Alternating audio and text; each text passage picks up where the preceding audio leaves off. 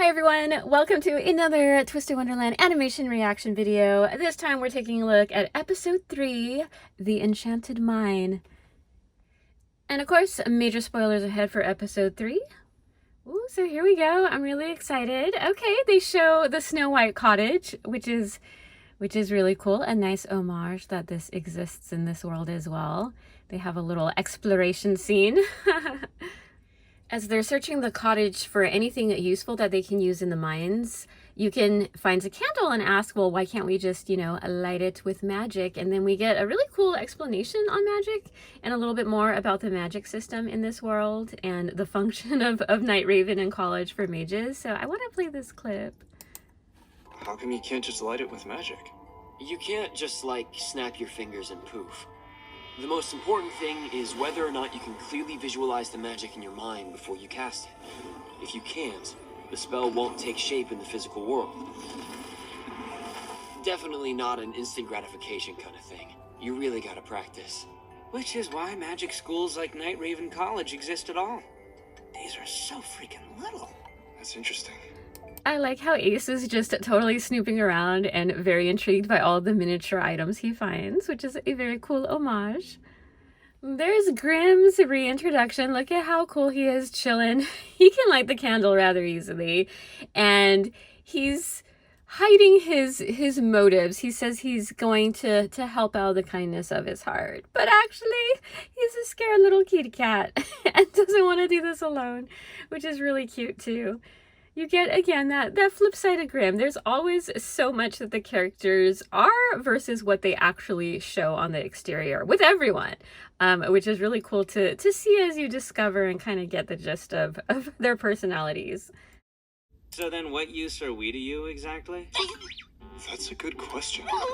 You might have one already if you've gone on your own. Hey, it's not like I'm too scared to go in there alone or anything. You guys are the chickens, not me. So I just figured I'd come down here out of the kindness of my heart to help protect you all right? Because obviously you need it. I love how Grimm runs and hides behind you. So they have to dig in the mines looking for a mage stone. And then this is where the bickering starts yet again. Ace calls Deuce a nag.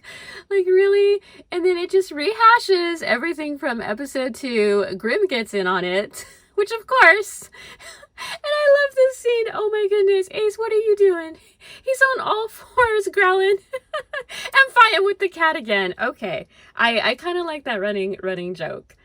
But you know what? That's part of the whole bickering process of even trying to remotely work together. And poor you, he has a lot of work cut out for him. How was it my fault? That furball went on a rampage. You started it. You insulted my honor, you fiend. And I do it again. Hey, give it a rest, you two. Am I the only one in this stupid mind who remembers what we're doing here? If we don't bring that mage stone back by morning, we're all expelled. Yeah. I love the switch in the background music when they start bickering. It does that in the game too. Anytime you hear that music, it's just gonna be an argument.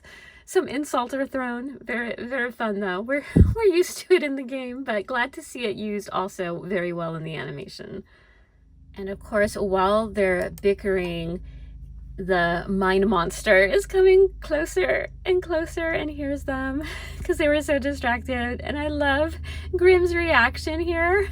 It kind of builds up the ominous reveal of the mine monster. But yes, the eyes going all white like that. Ah, I love it.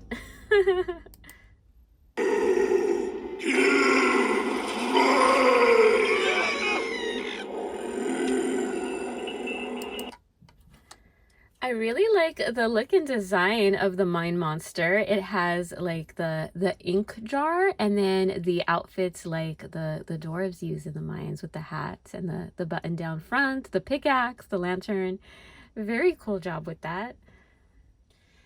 Deuce knows it's hiding or protecting a mage stone, and this is where he kind of runs off without a plan, but you do get to see like that other side of Deuce, which I think they did a good job incorporating too in this scene, because he really doesn't want to get kicked out. Leave if you want to, but I refuse to be expelled from this academy.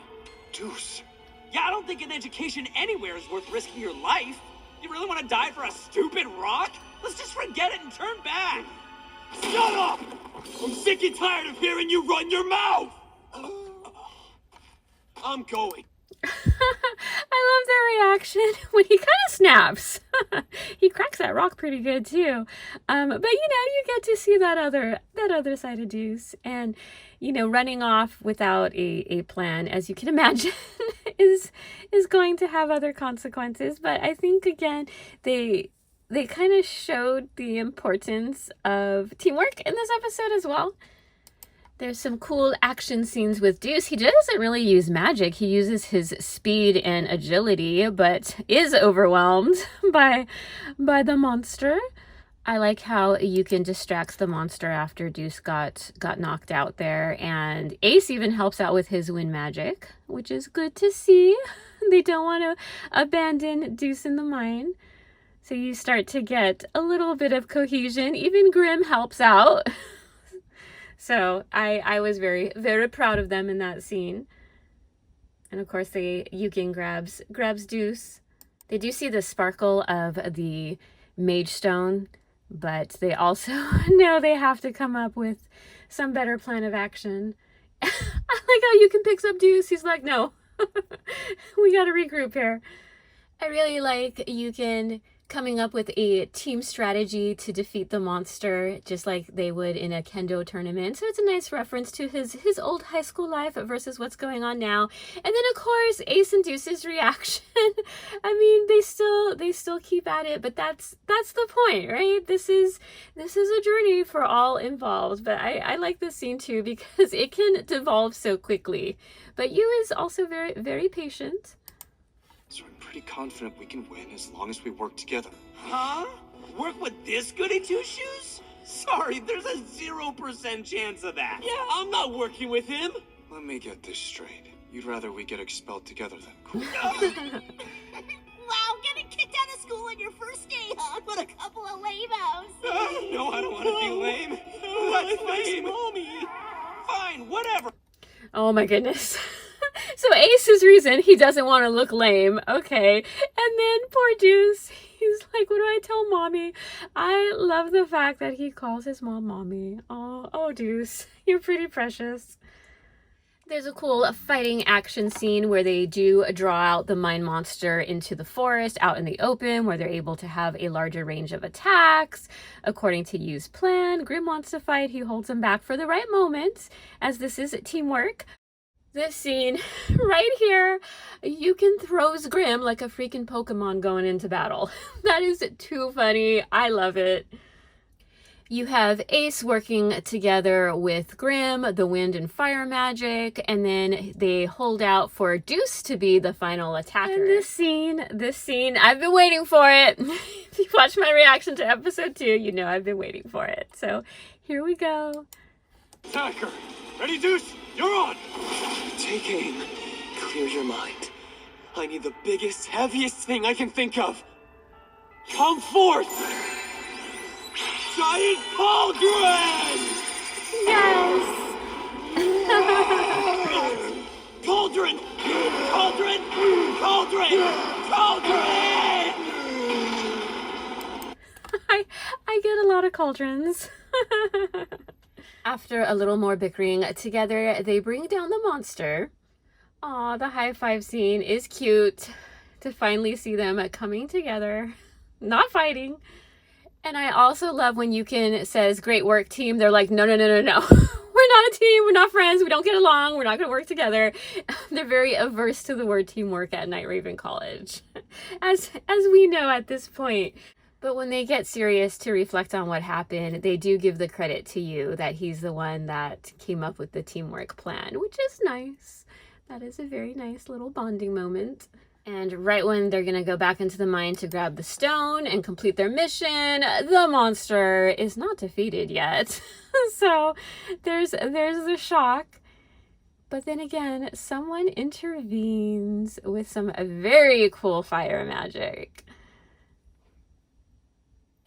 And then the reveal was great. I like how they handled who brought down the monster. Honestly, that monster was barely a threat, and still you fools struggle. House Warden, you came all this way to help us out. We really appreciate it. You're mistaken, I fear.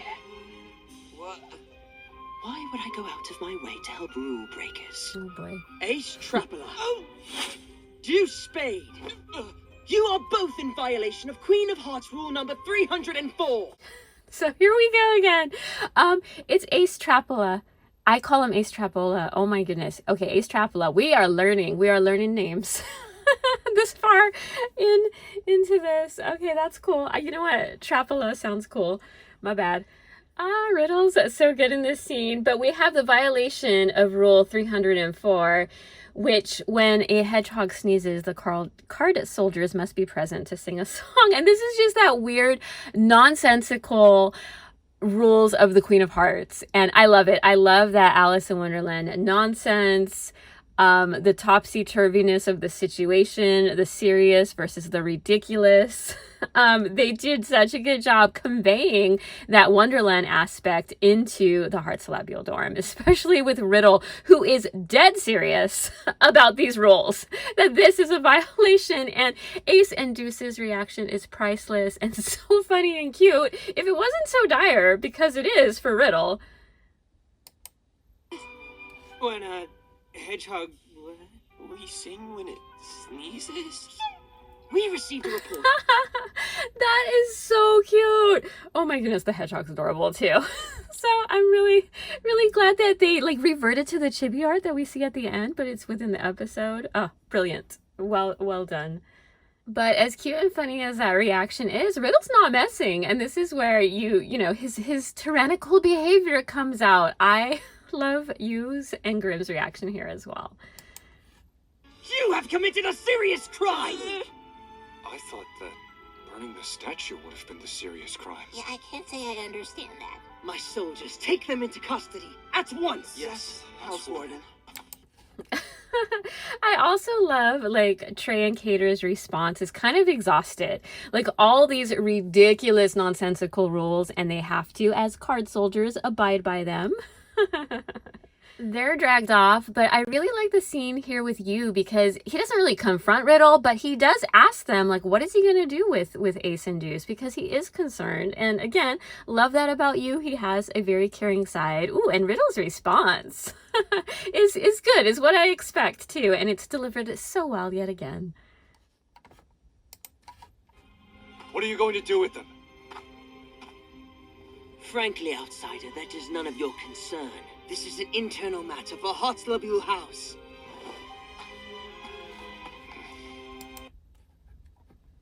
Yu and Grimm go back into the mine to find the Mage Stone so that way they can, deliver on the promise so they're not expelled, which I really like, them taking matters into their own hands. And then, of course, we get the scene with Grimm because we know he likes to eat rocks, which is pretty funny because he's exhausted so much of his magic. He's hungry. He wants to eat that one, but you won't let him. I love the way they drew poor hungry tired Grimm here. That is hilarious. So cute. Really loving just the range of expressions in the animation. So good. So funny. But Grimm does find a stone remnant piece of the monster and eats it. Again, eating the stones off the ground, which that's a fun time. Oh, Grimmy. His tummy gets him in trouble a lot, too. As well as his other impulses. I love how poor Yu doesn't know what to think. He's like, just don't make yourself sick. But Grimm finds it absolutely delicious and is very happy to have eaten it. Yukin gives Crowley the Mage Stone to make sure the three of them do not get expelled. I like Crowley's reaction here because he calls Yu a Beastmaster. He was in doubt that this could even be pulled off. And then he gives us a little explanation, which I find funny, of how the Dark Mirror chooses students that usually are for their attributes, not for their people skills, their willingness to cooperate and work together, that their pride and talents get in the way and then they want to work separately. So I think that's an interesting delve into the importance of what can be accomplished with cooperation. But again, not really a thing at Night Raven College, which we obviously saw in full force in episode 1. But I really like how Crowley explains it here, and you can kind of then see how Crowley wants to keep Yu around because he definitely sees a use for him. And you have quite the talent as a Beastmaster as well. Beastmaster? Oh, yes. The students of Night Raven College are chosen by the Dark Mirror for their talents, not their, shall I say, personalities. They take great pride in their abilities, and as a result, most would never consider cooperating with one another in such a way. Kind of bad-mouthing your disciples, ain't you? And yet you, my friend, were able to convince two such students to successfully work together. It is a talent that this academy and its future sorely need. Consequently, along with revoking the expulsion of Messrs. Trapala and Spade, I offer this. Both you and Monster Grimm shall be graciously extended the qualification to enroll in this academy as a duo. I love how the ending of this episode comes full circle from last time. Grimm, how cute is he here? Gets his admission acceptance, what he's dreamed and waited for all his life. And you gets to be like the chaperone. Let's be honest, even he's like a chaperone. But he gets to attend and watch over Grimm and the other students. Which I think is just such a cute scene. Crowley also then grants 2 gifts. He gives Grimm the little purple mage stone that he wears around his neck, which also becomes iconic. How happy and cute is Grimm? This is, again, everything he dreamed of. So cute. And then you get the very iconic ghost camera, which can capture the reality, but also the soul of those it captures. I love the little Mickey Mouse homage there too. So that's really cool. I think that is such a great way to end episode 3. But then there's, of course, one more scene before we leave. We get the lead into the next episode, which is the heart slabule justice scene. And Ace and Deuce are kneeling there. The boys in back, they're chanting that crocodile song directly from the Alice in Wonderland cartoon movie. You see the little hedgehogs. Oh my god, I almost called them hamsters. My bad. Hedgehogs in the cage there, and oh my goodness, the way they chant that song, it's very very cult, very cult of heart slabule, with Riddle, the king himself, residing very happily over this twisted justice scene.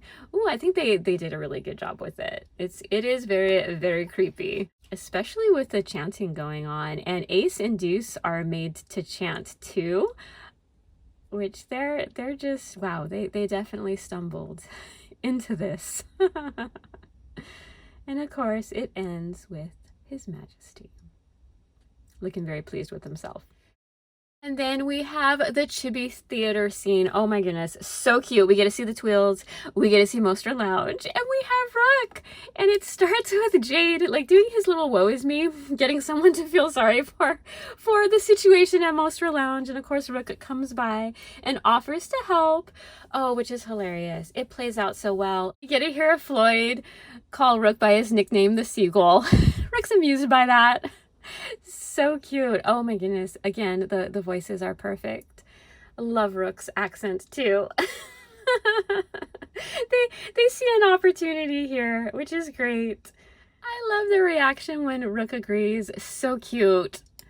No? Come on, you know you want to help out. You really would be of great assistance if you can spare the time. Oui. I will do it. Yay! Thanks, Birdman. And with that all settled, why don't we head over? Was he standing around with his troubled look in his eyes as part of a plan to lure me in? That's Monsieur Premedité for you.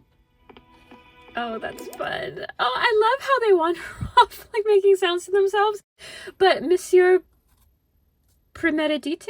I'm not pronouncing it right, but basically it's Mr. Premedité, premeditation, right? And that's his nickname for Jade. Which I love because Rook, Floyd's not the only one that has nicknames. Rook has nicknames for everybody as well. I like his nickname for Azul, but it's kind of perfect for Jade. Jade always has a plan, and Rook falls like into it. He's like, did he do that on purpose? But he's like, he doesn't care. He's gonna partake in this. Then we get Prime Rook laying it on so thick for the customers with all his grandiose verbal beautifying of the drink and the customers, which is so funny. Oh, he gives us the classic wink too. Oh, bonjour, monsieur. Here is your drink. Great, thank you. I'm your server, Rokant, a chasseur d'amour who devotes his very life to beauty and helping the beautiful. Enchanté, monsieur. Cool.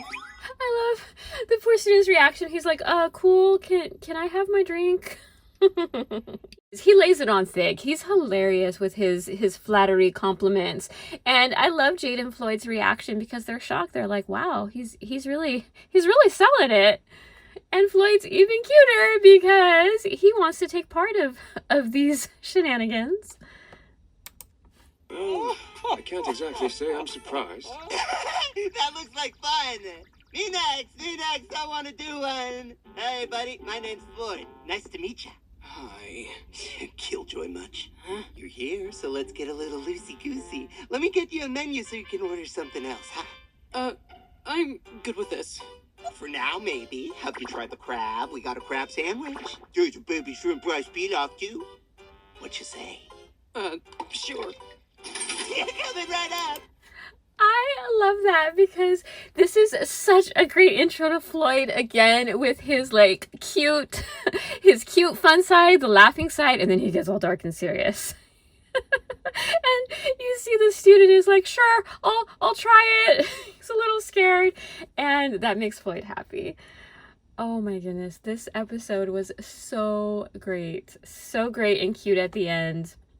And then it resorts to a competition between Rook and Floyd as to who can flatter and coerce people to order as much food as possible, which I think is hilarious. They both have different strategies, but they're both equally intimidating where you're like, okay, I'll buy it. Just please leave me alone.